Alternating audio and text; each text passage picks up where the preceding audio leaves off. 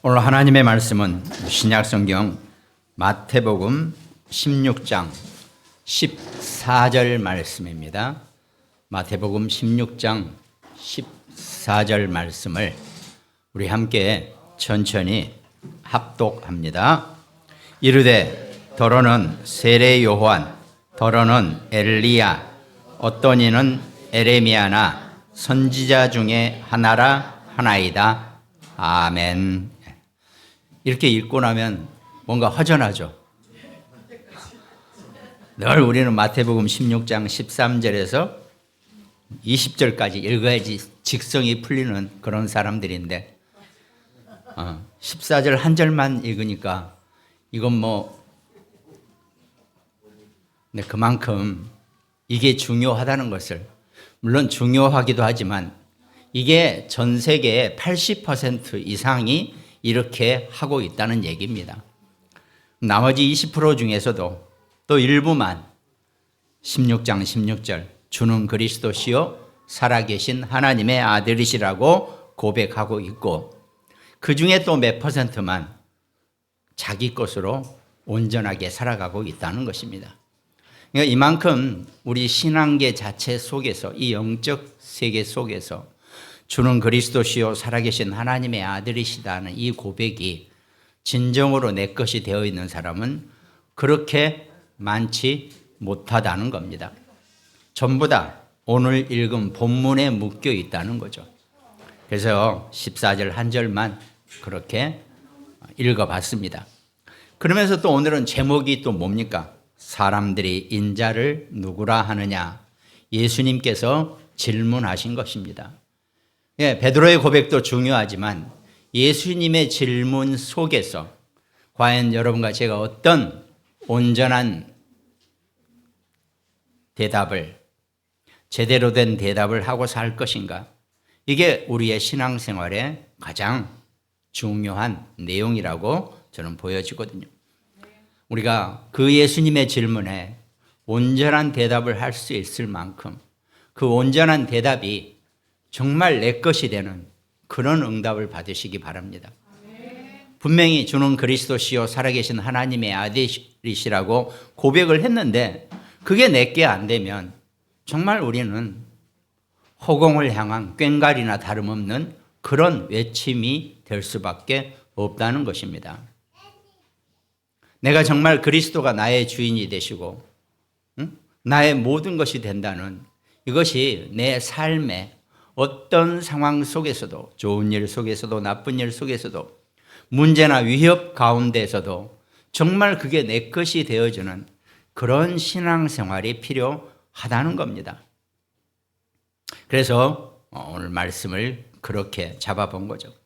먼저 서론에는, 그래서 여러분과 제가, 우리가 살아가는 삶의 모든 현장에는 많은 어려운 병든 자들이나 갈급한 자들이나 정말 그 모든 인간이 가지고 있는 그 창세기 3장의 그 원죄의 상처로 많은 사람들이 시달리면서 힘들어하고 있다는 것입니다.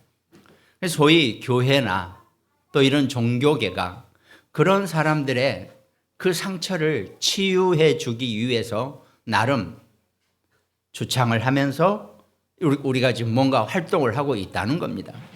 그런데도 온전하고 제대로 해답을 주고 있지 못하는 겁니다. 그 해답의 근원은 오직 하나님의 말씀으로만이 상처를 낫게 하고 치유되게 하고 정말 그 상처를 온전하게 쓰다듬어 줄 수 있는, 그게 하나님의 말씀 외에 다른 것 가지고는 안 된다는 겁니다. 그런데 전 세계, 특별히 가장 이 창세기 3장의 원죄의 상처와 가장 근접하게 치료를 하겠다라고 나서고 있는 교회마저도 엉뚱한 것들 속에서 다른 곳에서 다른 것을 하고 있는 그런 상황이 되어 있다는 겁니다. 온전하게 제대로 보지 못하는 거죠. 진정으로 그 사람에게 필요한 치유를, 힐링을 제대로 못하고 있다는 겁니다. 원래 명의가 뭡니까? 그 사람이 아픈 곳을 정확하게 찾아내서 그곳을 치료시켜주는 것이 명의라고 한단 말이죠. 근데 세상이 모두가 다 그런 흑암 가운데서 그런 질병, 상처, 치유 속에 있는데 그걸 제대로 치유해 줄 수 있는 그런 교회가 그렇게 많지 못하다는 겁니다. 그래서 먼저 소론에서는 교회가 제 역할을 제대로 해내야 한다는 거죠. 그럼 교회가 제 역할을 하는 것은 가장 먼저 교회는 전도운동 속에 들어와 있어야 한다는 겁니다. 근데 이 전도운동은 다른 게 아니고 사람을 살리는 전도운동이 되어져야 한다는 겁니다. 교회 교인들 숫자 늘리고 교회 부흥하기 위해서 전도운동을 한다면 그건 정말 하나님이 절대 그렇게 안 내버려 두신다는 거죠. 우리는 교회는 살리는 전도운동을 하는 곳, 정말 그렇게 우리가 실제로 우리 형편이나 내 사정이 정말 그렇게 그걸 내가 왕성히 못하고 있다고 할지라도 우리는 살리는 전도운동을 하는 교회다. 이게 우리의 첫 번째 교회관이 되어져야 한다는 겁니다. 그러면서 누구든지 교회에 와서는 다 치유가 되어져야 한다는 겁니다. 그것이 창세기 3장에 그 여자의 후손인 예수 그리스도를 통해서만이 인간은 그 근본 문제를 치유받을 수 있게 된다는 겁니다. 그게 그 치유가 되고 힘을 얻어야지 교회도 부흥이 되고 자신도 힘을 얻고 살아가는 거지. 그게 안 되면 아무것도 안 된다는 거죠. 그냥 사람들끼리 교제죠. 그러다가 내 마음에 드는 사람이 없으면 그냥 교회 나가면 되는 거고 이런 식으로 돼버리는 것이 교회가 되어서는 안 된다는 겁니다. 물론 그러면 그 모든 책임은 담임 목사가 져야 되느냐? 담임 목사도 어떨 때는 교인이에요. 이 교회의 주인이 아니에요. 이 교회의 주인은 그리스도이십니다.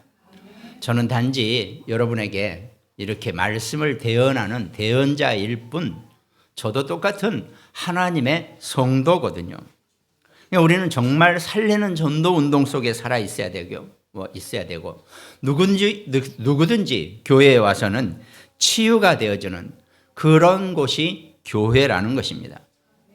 그리고 누가 뭐래도 교회는 말씀이 역사하는 곳이어야 합니다. 그러니까 어떤 문제나 사건 속에서도 하나님의 말씀으로 역사를 하는 곳, 그곳이 교회라는 거죠. 우리가 늘 교회를 이 관점으로, 이 눈으로 교회를 보면서 정말 우리 교회가 살리는 전도운동 속에서 또 누구든지 와도 교회 안에 와서는 치유가 되어지는, 좀 하다못해 온천수보다는 더 나아져야 할 거 아닙니까? 사람들이 온천물에 들어가서 따뜻하다 이러면서 좋아하잖아요. 그거보다는 교회가 나아야죠. 그런데 잘못하면 정말 세상의 것 속에서, 세상 원리 속에서 교회를 하고 있으면 더 상처가 커질 수밖에 없다는 겁니다. 그리고 말씀이 역사하는 교회가 되어져야 한다는 겁니다. 모든 성도들이 늘 하나님의 말씀 속에 있어야 되고 그 말씀 속으로 들어가 줘야 한다는 거죠. 그 말씀은 살아있고 운동력이 있어서 우리의 작은 것까지 다 조각조각 내서 치유시킬 수 있는 그런 능력이 있다는 겁니다. 내 안에 어떤 질병이 있다 할지라도 하나님의 말씀이 그 질병을 정말 아주 잘 듣는 메스, 칼처럼 다 찾아내서 다 조각조각 내버려가지고 그게 내 몸에 어떤 영향도 미치지 않는 그런 말씀의 능력을 누리는 그런 교회가 되기를 주님의 이름으로 축원드리겠습니다. 그리고 서론의 두 번째는 오늘 본문 말씀이 가이사랴 빌립보에서 예수님께서 물어보신 거죠.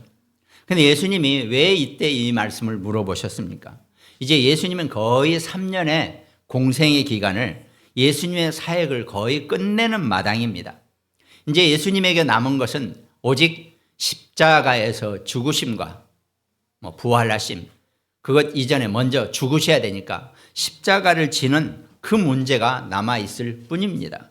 아니 그럼 예수님은 하나님이시니까 그거 하나도 안 아프실 거 아니에요. 요거 찍어도 여기다가 대못을 박아도 하나도 하나님이시니까. 우리는 여기다 조금만 찍어도 아프다고 난리인데 대못을 여기다 찍는데 예수님은 하나님이시니까, 능력의 하나님이시니까 짱 하면서 마치 무슨 영화처럼 아니시거든요. 예수님도 이 손톱 밑에 조금만 찔러면 베드로야 그러면서 화내실 분이에요. 아프세요. 그분도. 똑같이 여러분이나 저나 똑같은 통증을 느끼고 똑같이 아파하시고 슬퍼하시는 분이시란 말이죠. 그 예수님이 3년의 공생애를 마치고 마지막으로 제자들에게 질문을 하는 겁니다. 이건 곧 제자들에게만 하는 질문이 아니라 오늘날 여러분과 저 모든 기독교인들에게 하는 질문과 똑같다는 얘기입니다. 사람들이 나를 누구라 하느냐? 너희는 나를 누구라고 생각하느냐? 이것이 예수님의 어떻게 보면 마지막 질문이세요. 여러분과 제가 그 질문에 온전하고 정확한 해답을 찾는 그런 신앙생활 속에 있게 되기를 주님의 이름으로 축원드리겠습니다. 베드로는 금방 아니죠. 사람들은 오늘 읽은 본문처럼 세례 요한, 엘리야, 에레미야나 또 어떤 선지자 이렇게 얘기하지만 너희는 나를, 그래도 너희는 3년을 나랑 같이 다녔으니까 너희는 나를 누구라 하느냐? 물론 12제자 중에서 다 같이 베드로의 고백처럼 주는 그리스도시요라고 할 사람은 아마 없을 수도 있어요. 깨닫지 못했으니까. 그러나 그나마 베드로는, 그것도 베드로가요, 무슨 베드로의 자기 능력으로 주는 그리스도시요 살아계신 하나님의 아들이시라고 고백한 게 아니라고 금방 얘기했잖아요. 이를 알게 하시는 이는 하늘에 있는 내 아버지시니라. 이렇게 예수님이 표현하신단 말이죠. 하나님이 성령에 힘입어서 베드로에게 주는 그리스도시요 살아계신 하나님의 아들이시라는 고백을 하게 한단 말이죠. 여러분과 저도 하나님의 성령의 능력으로 그리스도를 고백하는 사람이 되시기를 주님의 이름으로 축원드리겠습니다. 대부분 무리들이 다 틀린 대답을 하고 있지만 사실은 틀렸다라기보다는 조금은 맞아요. 근데 나머지는 다 틀린 거니까 틀린 거나 다름없는 그런 표현들이죠. 주는 그리스도시요 살아계신 하나님의 아들이시라는 그 베드로의 고백을 하고 나서 얼마 안 가서 바로 뒤에 16장 뒷부분 가면은 어떻게 합니까? 예수님이 내가 이제 곧 때가 되면 죽어야 한다. 이 얘기를 하니까 뭐라 그럽니까? 베드로가 그렇게 하지 마세요라고. 지금 예수님이 가버리시면 우리는 어떡합니까? 우리는 완전히 예수님만 믿고 따라왔는데 우리는 완전히 끝 아닙니까? 사단아 내 뒤로 물러거라라고 예수님이 표현을 한단 말이에요. 여러분과 제가 아무리 주는 그리스도시요 살아계신 하나님의 아들이시라는 이 고백을 내 입으로 한다고 할지라도 그게 내 것이 못 되고 그게 정말 내 체질이 안 되면은 나도 모르게 사단의 심부름을 하게 된다는 겁니다. 이걸 우리가 제대로 그 질문을, 예수님의 질문을 제대로 볼 수 있어야 한다는 거죠. 그럼 결국은 여러분과 제가 이 신앙생활을 세례 요한이나 엘리야나 에레미야나 선지자 이런 식으로 안 하면 된다는 겁니다. 그게 오늘 본문의 내용이 되는 거죠.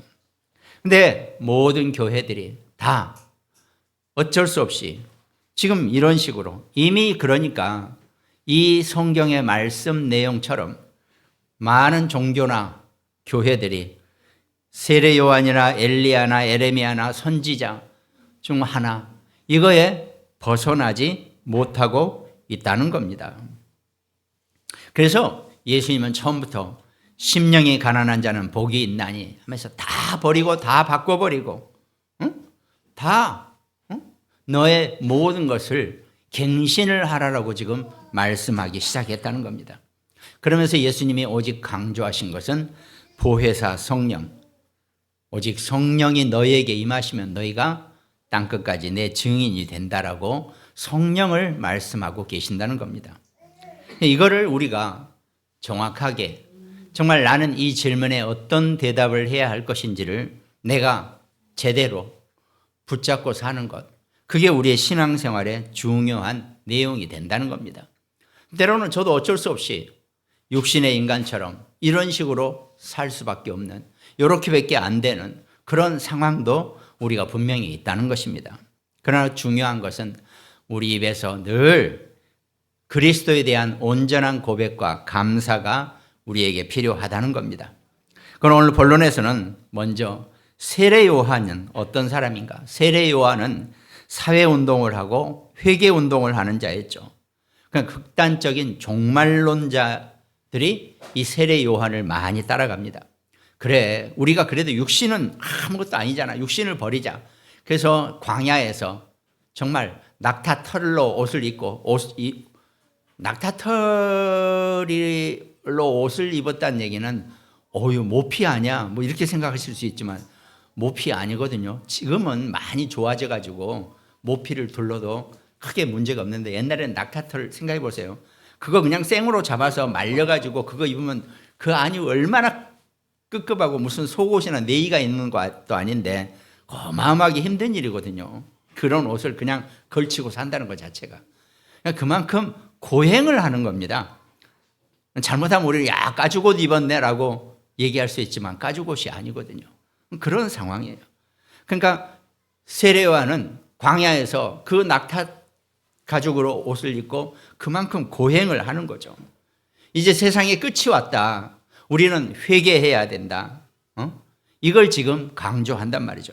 그러니까 인간의 원죄를 벗어난, 인간의 원죄에 대한 내용을 벗어난 인간들의 그 부패와 인간들의 그 망해버린 그 기본 성정을 외치면서 거기서 벗어나야 한다라고 하는 것이 세례 요한의 종말론의 내용입니다. 그러니까 끊임없이 인간은 그 원죄는 이해하지 못하는 죄의식 속에서, 그렇죠. 사람마다 뭐 잘한 거 있냐라고 물어보세요. 다 잘못했다 그래요. 다 못한 거 더 많은 사람들이니까요. 근데 문제는 원죄를 모르면서 그걸 아무리 표현해봐야 해결되지 않는다는 얘기입니다.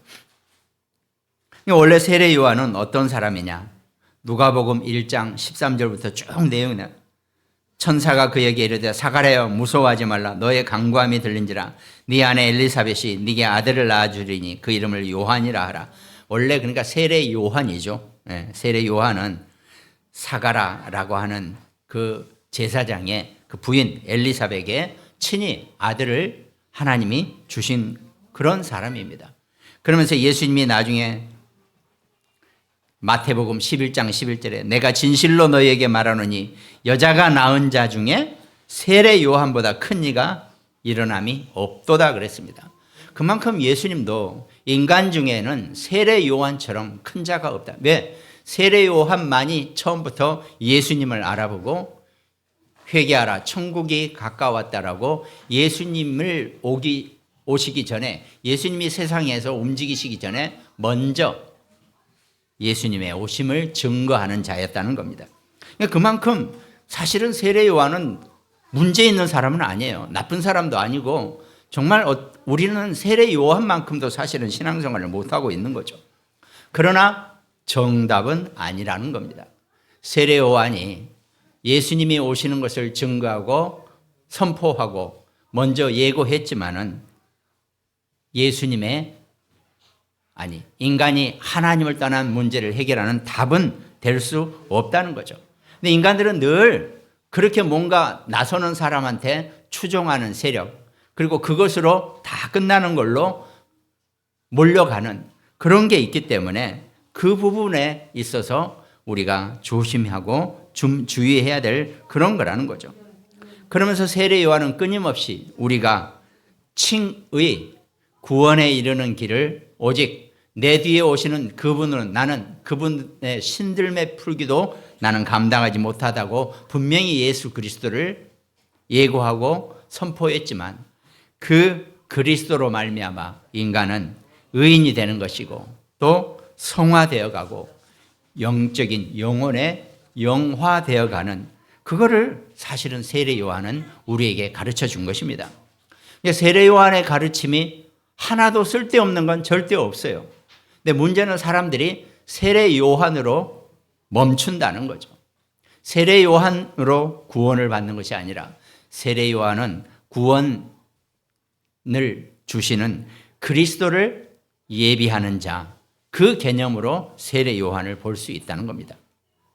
그리고 두 번째는 엘리야의 신비운동이에요. 누구나 사람들은 하나님은 신비 속에 있으시기 때문에 하나님은 신비 그 자체이시라 그랬죠. 그러나 신비주의는 될 수 없다는 겁니다.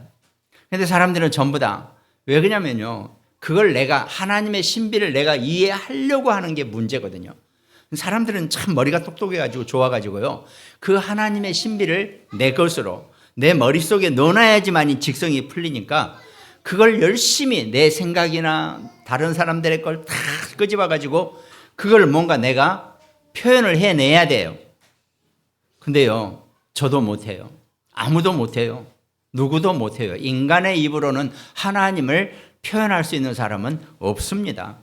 그만큼 하나님은 신비 그 자체이시거든요. 그렇기 때문에 여러분 오직 하나님에 대한 믿음을 고백하고 그 하나님을 믿는 믿음 속에서 살아가는 것이지, 하나님은 우리의 지식의 대상이 아니시라는 거죠. 믿음의 대상이고 우리의 고백이 대상이 돼야 되지, 내가 하나님을 안다라고 하는 것은 그건 진짜 이단 중에 상이단이죠. 그래서 우리도 절대로 그 고백은 할 수가 없다는 거죠. 그것이 사람들 사이에서 신비주의가 되어버린다는 겁니다. 그게 안 되니까 이제 어떡합니까? 할렐루야를 계속 하다가 방언이 터지든지 뭔 일을 내야 되거든요. 그게 신앙생활 중에 하나입니다. 그렇다고 또 그걸 무조건 나쁘다라고 할 수만은 또 없거든요. 왜? 오죽하면, 얼마나 안 됐으면, 얼마나 이게 하나님의 신비를 내가 온전하게 체험하거나 내가 온전하게 고백하지 못했으면 그렇게라도 해야 되는 그런 상황이 생겨난 겁니다. 그러니까 신비주의 속에 완전히 갇혀 지내는 거, 그거를 엘리야는 사실은 어떻게 보면 구약에서 하나님의 신비를 체험한 사람입니다. 엘리야는 하나님의 신비를 체험한 사람인데, 엘리야가 체험한 신비를 사람들은, 유대인들은 엘리야의 신비주의로 만들어 버린 겁니다. 그만큼 참 인간들은 별걸 다 만들어내는 그런 족속이 되다 보니까 정말 온전하게 하나님 앞에서 그 신비의 믿음 속에 있지 못하고, 그걸 어떻게든 내 두 눈으로, 내 머리로, 내 짧은 그 IQ로 뭔가 해명을 하고 싶어하는 그런 것이 인간들에게는 있어요. 그러니까요, 여러분이 혹시 저한테 성경의 어떤 부분을 물어보면 저는 모른다라고 얘기할 경우가 가끔 있어야 돼요. 있어야 되는 게 아니라 아예 몰라요. 저는 성경의 약 60% 이상을 모르는 사람이에요. 그런다고 어떻게 목사님을 하세요라고 하시지만 20%밖에 안 돼요, 일반 사람들은. 나머지 60%는 하나님의 영역입니다. 하나님의 영역은 우리가 안다라고 얘기하는 것 자체가 그게 불경이 되는 거죠. 그럼 모르면 어떡합니까? 그래서 우리에게 하나님이 주시는 은혜의 믿음이 필요하다는 겁니다. 여러분과 저는 하나님 주시는 그 은혜의 믿음 속에 사는 것이지 내가 열심히 공부해서 믿는 게 아니라는 것, 이걸 우리가 분명히 알아야 한다는 겁니다. 근데 이미 예수님이 살아계시는 동안에도 벌써 세례 요한, 엘리야, 에레미야, 선지자, 이런 식의 사람들의 종교가 발생했다는 겁니다. 이거는 정말 엄청난 거죠. 아니, 살아계신 그리스도가 지금 아직 계시는데도 벌써 다른 내용들이 나오고 있다는 얘기입니다. 그러면서 세 번째는 에레미야는 박애주의의 인본주의입니다. 그렇죠? 사실은 인본주의가 나쁜 거 아니에요.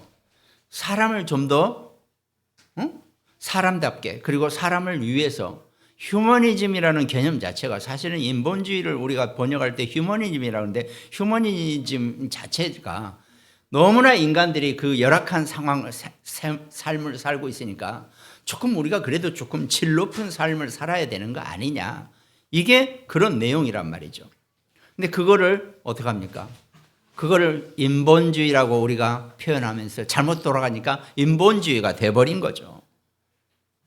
그러니까 사람의 생각으로만 하나님을 생각하고 하나님을 표현하려고 하니까 인본주의가 될 수밖에 없다는 겁니다. 박애주의 자체는 나쁜 게 아니잖아요. 아니 어렵고 가난한 사람들에게 뭔가 힘들고 불편한 사람들을 도와주는 것, 이거는 인간이라면 마땅히 해야 될 내용입니다. 근데 그걸로 구원을 얻겠다라고 하는 것은 하나님이 정하신 원칙이 아니라는 거죠. 사람이 사람을 위해주고 사람이 사람을 사랑하고 사람이 사람을 도와주는 것 자체는 하나도 문제될 게 없다는 겁니다. 그런데 그것으로 그리스도의 역할을 대신하게 한다는 것, 이게 문제가 된다는 겁니다. 우리는 잘못하면 이걸 혼동하면 문제가 생길 수 있다는 거죠. 우리가 신앙생활 하시면서 또 우리 교회 생활을 하면서 우리가 이 부분에 우리가 속지 않고, 근데 오늘 이 네 가지는요, 세례요한이나 엘리야나 에레미야나 선지자는 우리가 응당해야 될 일들입니다. 근데 그것을 가지고 구원의 조건을 삼으면 안 된다는 얘기를 예수님이 지금 우리에게 말씀하고 계신다는 거죠. 당연히 사람이 사람을 위해서, 정말 힘든 사람이나 어려운 사람을 위해서, 그 사람을 위해서 뭔가를 할 수 있다는 것은 중요하거든요. 그것이 우리의 목표가 되어버리고 신앙의 목적이 되어버리면 안 된다는 겁니다. 그리스도의 십자가의 죽으심에 대한 것, 이걸 온전하게 깨닫는 것, 그게 이 에레미야의 박애주의를 넘어서는 방법이 된다는 거죠. 그리고 또 하나가 네 번째가 선지자의 종교주의입니다. 뭔가를 믿어도 하나만 믿으면 된다, 이런 식이 되는 거죠. 그게 곧 율법주의가 되어버리는 거죠. 율법은 하나님의 말씀입니다. 그래서 율법은 절대로 틀린 게 아니고 그 율법을 통해서 복음으로, 그 율법은 그리스도가 오실 그리스도를 설명하는 것이 율법입니다. 그러니까 그 율법을 모르면 절대로 예수 그리스도를 온전하게 깨달을 수가 없겠죠. 물론 그리스도를 깨닫는 것은 하나님이 여러분과 제게 성령의 은혜로 우리가 그리스도가 깨달아지는 것이란 말이죠. 근데 바울 같은 사람은 어땠습니까? 구약의 율법에 통달한 사람이었어요. 그 율법에 통달하다 보니까 다메섹 도상에서 예수 그리스도를 잠깐 만났는데 그 순간 구약의 율법의 모든 것의 주인이시고 그 모든 것의 완성이신 예수 그리스도를 바울은 깨닫게 된 거란 말이죠. 그러니까 이 종교주의나 이 율법주의가 어떻게 보면은 실제로 우리에게 필요하다는 겁니다. 그런데 그것이 구원의 조건이 될 수는 없다는 거죠. 갈라디아서 3장 24절에 보니까 이같이 율법이 우리를 그리스도께로 인도하는 초등교사가 되어 우리로 하여금 믿음으로 말미암아 의롭다함을 얻게 하려 함이라 그랬습니다. 율법은 우리를 그리스도께 인도하는 초등교사라 그랬습니다. 아니 그럼 대학 교수라 그러지 왜 하필이면 초등교사라 그럽니까? 초등교사 이렇게 보셨죠? 애들 데리고 손잡기 하고 하나 둘 하면 뒤에 따라가면서 셋 넷, 우리 수준이 초등교사를 따라갈 수준이라는 거죠. 우리의 자체가.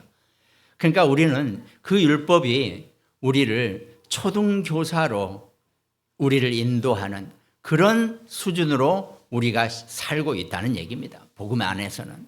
이걸 잘 알아들어야 돼요. 이 율법은 우리를 다른 데로 인도하지 않고 오직 복음으로 그리스도로 인도하는 초등교사와 같다라고 이렇게 표현하고 있다는 겁니다. 근데 이거를 유대인들이 율법주의로 그 율법을 이용해서 또 장로의 유전이라 그래가지고 자기들 나름대로의 탈무드나 이런 걸 만들어내 가지고 완전히 재앙 속에 빠지게 된 것이 유대인들이 되어버렸다는 겁니다. 근데 모든 인간들에게는 반드시 이런 종교주의나 율법주의가 반드시 있다는 것을 지금 예수님이 말씀으로 보여주고 있다는 거죠. 여러분과 제가 우리가 신앙생활하면서 그리스도로 말미암아 그리스도가 나의 주인이 되심으로 내가 그리스도를 고백함으로써 우리의 모든 원죄 문제가 해결된 줄 믿으시기 바랍니다. 그러니까 제자들에게 예수님이 질문하셨을 때 제자들이 이 네 가지 표현을 한 것이 앞으로 신앙생활 속에서 전부 다 세례 요한이나 엘리야나 에레미야나 선지자 중에 하나인 이런 신앙생활 속에 사람들이 빠질 것을 염려해서 예수님이 말씀하시는 거죠. 그러면서 결론에는 예수님이 우리에게 주시는 명령, 말씀이 있습니다. 베드로의 그리스도의 고백 전후를 통해서 예수님은 여러분과 저에게 예수님이 그래서 우리에게 이렇게 신앙생활을 해야 된다라고 말씀하고 계시죠. 마태복음 4장 19절 말씀하시되 나를 따라오라 내가 너희를 사람을 낚는 어부가 되게 하리라 그랬습니다. 물론 어부는 고기를 낚아서 고기를 먹기 위해서 낚지만 우리는 사람을 낚는 어부라는 자체가 사람을 살리는 자가 되어져야 한다는 겁니다. 여러분과 저를 통해서 우리 자녀, 우리 렘넌트 후대를 통해서 만나는 모든 사람을 살리는 자가 되시기를 주님의 이름으로 축원드리겠습니다. 그러면서 우리가 신앙생활하는 자세가 마태복음 6장 33절에 그런즉 너희는 먼저 그의 나라와 그의 의를 구하라. 그리하면 이 모든 것을 너희에게 더하시리라 그랬습니다. 하나님 여러분과 저에게 모든 것이 필요하신 줄 알고 계십니다. 그런데 먼저 우리가 그 모든 것을 얻기 위해서는 그의 나라와 그의 의를 구하는 것이 먼저라고 말씀하고 계십니다. 여러분과 제가 신앙생활 하시면서 그의 나라와 그의 의를 먼저 구하는 그런 축복자가 되시기 바랍니다. 마태복음 16장 24절에 예수께서 제자들에게 이르시되 베드로의 고백 이후에 예수님 말씀하신 거죠. 누구든지 나를 따라오려거든 자기를 부인하고 자기 십자가를 지고 나를 따를 것이니라 그랬습니다. 예수님의 그 고백을 따르는 그 속에서는 자기 자신을 부인하고 자기 십자가를 지고 나를 따라오는 자만이 예수님의 그리스도의 고백에 맞는 그런 축복자가 될 것입니다. 그래서 마태복음 28장 20절에 내가 너희에게 분부한 모든 것을 가르쳐 지키게 하라. 볼지어다 내가 세상 끝날까지 너희와 항상 함께 있으리라 하시니라 그랬습니다. 어떤 상황 속에서도 나는 혼자가 아니라 그리스도가 나와 함께 하시고 예수님이 나의 동행자이시고 내가 정말 사망의 음침한 골짜기 죽음의 길에 갈지라도 하나님은 늘 그리스도가 나와 동행하신다는 것, 이걸 알고 우리가 살아가야 한다는 겁니다. 그러면서 마지막으로 사도행전 1장 8절 오직 성령이 너희에게 임하시면 너희가 권능을 받고 예루살렘과 온 유대와 사마리아와 땅끝까지 이르러 내 증인이 되리라 하시니라 그랬습니다. 예수님이 이 결론에 이 5가지 말씀이 예수님이 공생애를 하시면서 마무리를 하시면서 예수님께서 우리에게 주시는 명령입니다. 나를 따라오라. 내가 너희를 사람을 낚는 어부가 되게 하리라. 먼저 그의 나라와 그의 의를 구하라 그랬습니다. 누구든지 나를 따라오려거든 자기를 부인하고 자기 십자가를 지고 나를 따를 것이니라 그랬습니다. 내가 너희에게 분부한 모든 것을 가르쳐 지키게 하라. 내가 너희와 항상 함께 있으리라고 약속하셨다는 겁니다. 그리고 나서는 예수님이 승천하시고 난 이후에는 우리에게 성령을 약속하셨죠. 오직 성령이 너희에게 임하시면 너희가 권능을 받고 예루살렘과 온 유대와 사마리아 땅끝까지 이르러 내 증인이 되리라고 분명히 말씀하셨습니다. 이제 여러분과 저의 삶은 증인의 삶입니다. 우리가 그리스도의 증인으로 살고 내가 그리스도를 고백했더니 하나님 내게 이런 응답과 축복을 주신 자가 되었다라고 하는 것, 이 증인의 삶을 살아가시기를 주님의 이름으로 축원드리겠습니다. 오늘 함께 말씀 나눈 우리 모든 가정들, 또 국모님병원 현장과 태안의 안지영 집사, 또 광주와 강릉지교회, 또 일본과 미국에서 함께 말씀 나눈 우리 장로님들, 또 캐나다의 우리 문성미 렘넌트, 땅끝까지 증인의 삶을 사는 그런 응답자가 모두 되시기를 주님의 이름으로 축원합니다. 하나님께 감사를 드립니다. 우리 인생은 하나님을 떠난 죄인으로 이 땅에 태어났지만 십자가의 그리스도를 통해서 우리가 온전하게 구원에 이르게 되고 구원받은 하나님의 자녀로 살아가게 하여 주신 것을 감사드립니다. 오늘 그리스도의 고백 속에서, 그리스도의 질문 속에서 우리가 어떤 해답을 얻어야 할지를 말씀으로 깨닫게 하시고, 틀린 건 아니지만 복음의 구원의 조건은 아닌 그 네 가지 신앙생활의 모양 속에서 우리가 그것들을 넘어설 수 있는 십자가의 그리스도의 증인의 삶을 살 수 있도록 하나님이 인도하시고 축복하여 주시옵소서. 감사를 드렸고 우리를 구원하신 예수 그리스도 이름으로 기도합니다. 아멘.